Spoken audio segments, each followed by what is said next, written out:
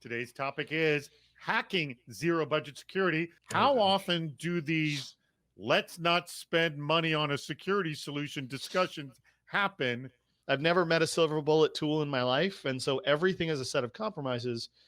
My team wants to solve a problem. They come to me with a variety of options, and that has to include a build option. The pricing can be so unpredictable. And you may find something that gets you 70% of the way there at way more than you would ever want to spend.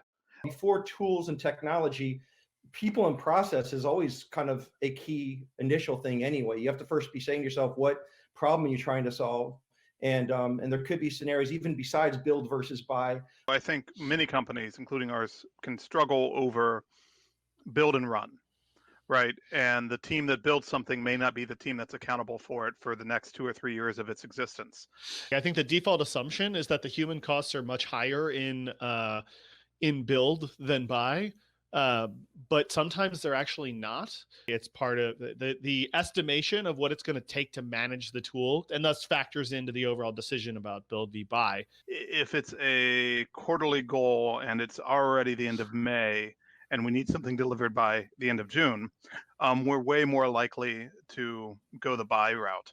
Since human costs represents our salaried coworkers, how do we avoid the conflict of interest that comes with the necessity of firing good folks to budget for a more cost-effective tool? My goal is to deliver efficiently. Now, I don't think I've ever had a conversation in which I was like, this tool is the thing we need, and so we're gonna fire staff now so we can buy it. Adding a tool without the humans to support it is very, very unlikely to be successful.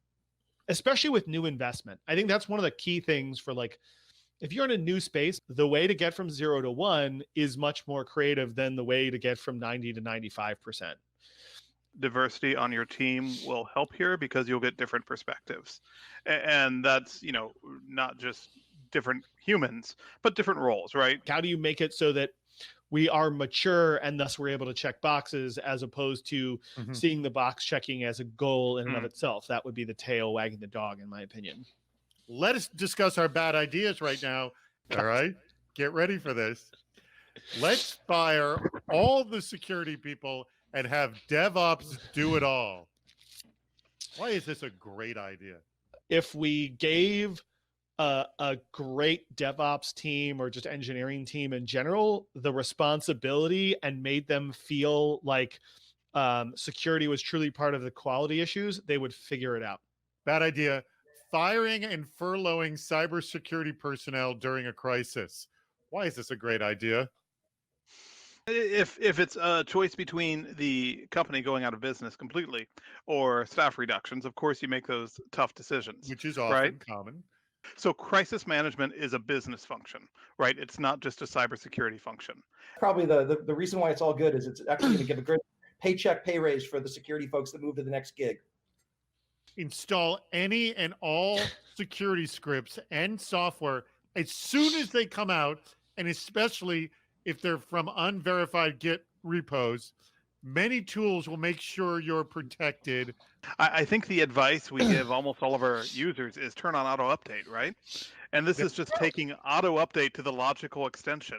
Talk to you guys about open source and how critical open source solutions are in your sort of overall security program. My weakly held belief is it's probably around a quarter of overall solutions are straight open source integrations, as opposed to either purchased or built in-house. Do you foresee open source solutions becoming comprehensive enough to build all the tools needed for a generally sufficient security program? I think that some chunk of small companies can run a lot of their security problems on open source right now. But honestly, if we're talking about anything beyond the next 3 to 5 years, I don't know how I would make a prediction about that, because the world changes so dang fast that it's very hard to think about what that would look like.